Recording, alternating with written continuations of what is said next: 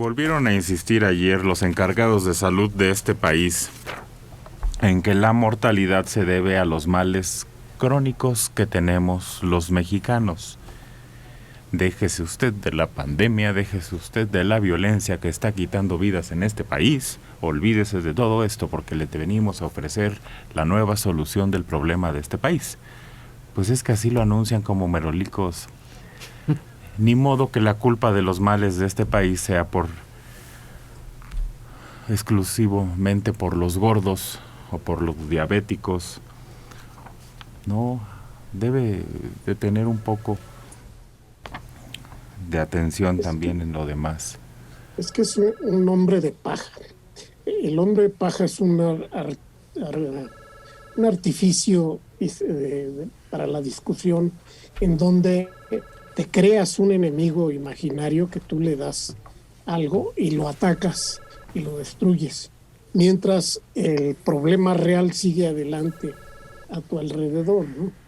Entonces sí, no deja de ser un problema, pero eso de atribuirle todo mal del país y sobre todo de los efectos de la pandemia, exclusivamente ese tipo de desarreglos, porque dan, por ejemplo, las cifras de los fallecidos por la pandemia, y dice, y más el 70%, el 60% tenían sobrepeso, y quién sabe qué tanto por ciento tenían alta presión arterial. Uh-huh. Bueno, pero esas cifras corresponden a los de toda la población. Entonces, es una muestra representativa de toda la población. No se mueren más o sensiblemente más quienes tienen estos padecimientos que quienes no. Simplemente les toca en la misma proporción a todos. No, bueno, y evidentemente yo creo que el insistir en esto, o insistir incluso ha llegado, no sé si el sábado cuando llegamos a los 60,000 o el domingo, López-Gatell llegó a decir que hasta la corrupción, es decir, ya se montó en el discurso del presidente. A ver, yo creo que evidentemente tenemos un problema de salud grave, pero esa es una cosa. Ahorita tenemos 60,000, 61,000 muertos o fallecidos por una enfermedad específica. Claro, mucha gente muere por enfermedades respiratorias todos los años, mucha. O sea, yo creo que anda como 40, 45,000. O sea, son cifras bastante considerables. Lo que pasa es que, digamos que entre comillas es común ese tipo de enfermedades por diabetes, etcétera. Pero esto totalmente te saca la pandemia de esa normalidad, vamos a decirlo así. Esta es una situación que tenía que manejarse de un modo preciso. Mario lo dijo el otro día, quizás de todas maneras íbamos a llegar a este número de muertos, pero yo creo que quizás se pudo haber evitado otras circunstancias. Hay una displicencia, lo hemos visto a lo largo de los meses, y es simplemente no reconocer, nos equivocamos en las proyecciones, el método Centinela falló. O sea, yo creo que si empezaran por reconocer ese tipo de cosas, podríamos quizá replantear en este momento de la pandemia las circunstancias. No lo van a hacer porque no es de este gobierno reconocer que se equivocaron, y creo que sí hay una equivocación muy grande en la manera en cómo se enfrentó la pandemia desde el principio. Ahí están las declaraciones del presidente de López-Gatell desde febrero, y son muy claras. Desestiman, bueno, no es importante, abrácense, la raza mexicana, incluso se habló de un gen mexicano que es muy fuerte. Pues no es cierto, somos tan vulnerables como cualquier otra nación o como cualquier otro ser humano. Pero esos argumentos que ha manejado López-Gatell los últimos días es una forma de justificarse hasta ante las organizaciones mundiales, que desde hace varios días insisten en que en México hay un mal manejo de la pandemia, y lo hay desde un principio. Entonces la manera de justificarse es que todos estos mexicanos que no se cuidan de la diabetes, de la hipertensión, del sobrepeso, entonces es una forma, eso es lo que están haciendo. Ahora, el día que se llegó a los 60,000, curiosamente él no estuvo en la entrevista, en la conferencia. No estuvo. Sabemos que, pues desafortunadamente, algunos de los periodistas que están en su conferencia diaria hacen exactamente las mismas preguntas, siempre sesgando esperando la respuesta anticipada, que ya la conocemos.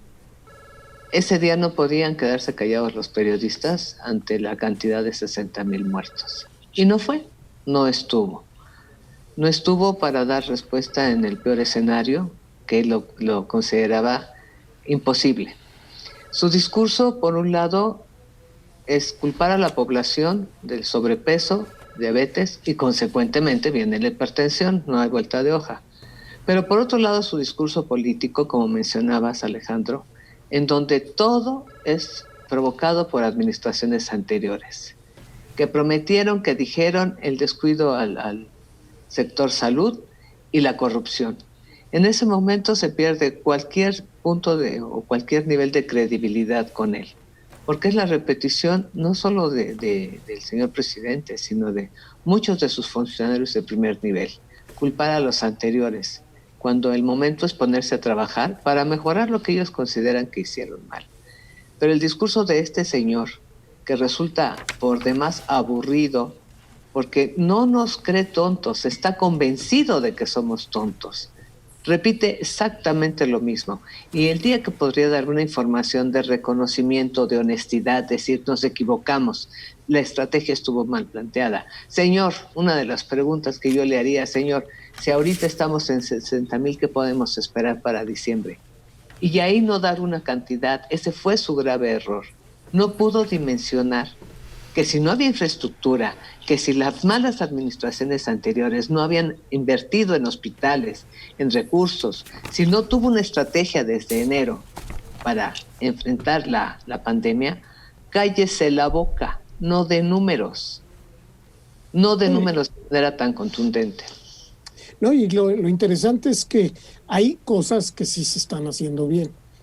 Es decir, la disponibilidad de camas con respiradores artificiales, con la posible atención a los casos nuevos que se presenten, el número de casos vivos se ha mantenido y se ha reducido, y la disponibilidad se mantiene en un nivel de excelencia, pues es decir, hay prácticamente un 40, hasta un 50% de camas disponibles. Eso es lo importante.